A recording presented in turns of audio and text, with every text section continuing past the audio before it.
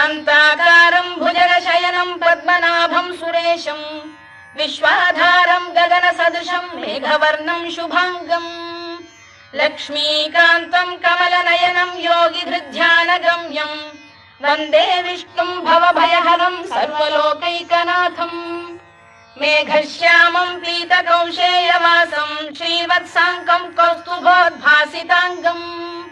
पुण्योपेतं पुण्डरीकायताक्षं विष्णुं वन्दे सर्वलोकैकनाथम्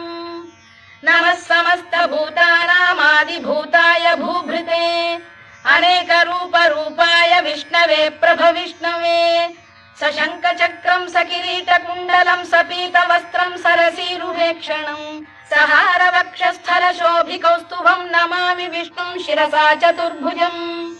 छायायां पारिजातस्य हेमसिंहासनोपरि आसीत्